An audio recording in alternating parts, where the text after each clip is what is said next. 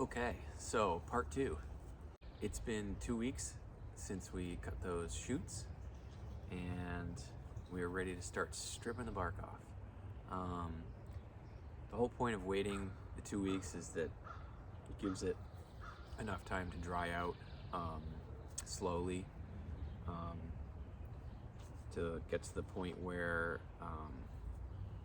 if you strip all the bark off and then start to speed dry it after that it won't crack at that point or check or split. It doesn't really matter.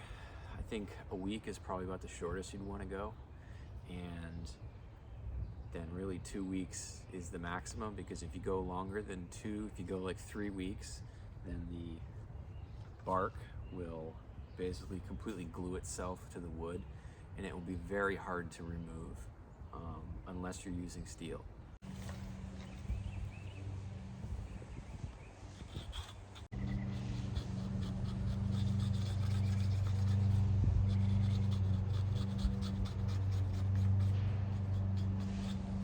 And I am going to leave this little bit at the end.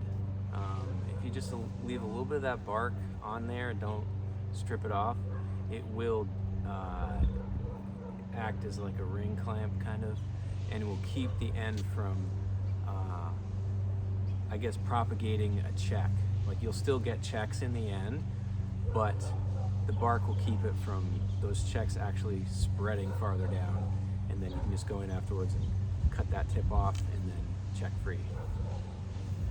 And something like this end here, I know that I'm not going to use anything, probably past right about there. Oh yeah, that's way long.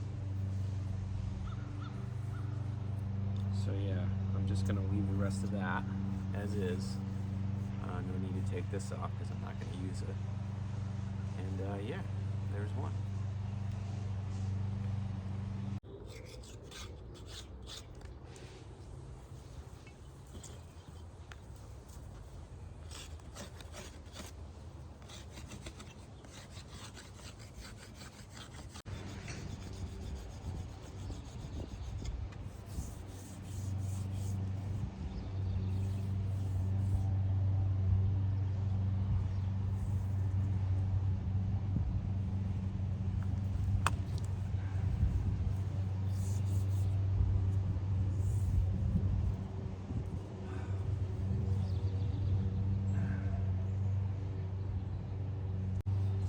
Grab it and say, "Hey, stick, turn into an arrow already, or I'll rip you in half."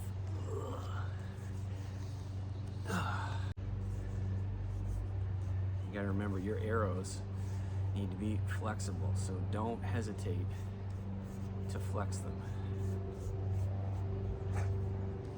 Because if they can't do that, if they crack when you do this, they are not going to last. You will find some that at this stage do just go, "Ooh," and you're like, "Ah, shit." But there's one. And at this point, the best thing to do would be go stick it out in the sun.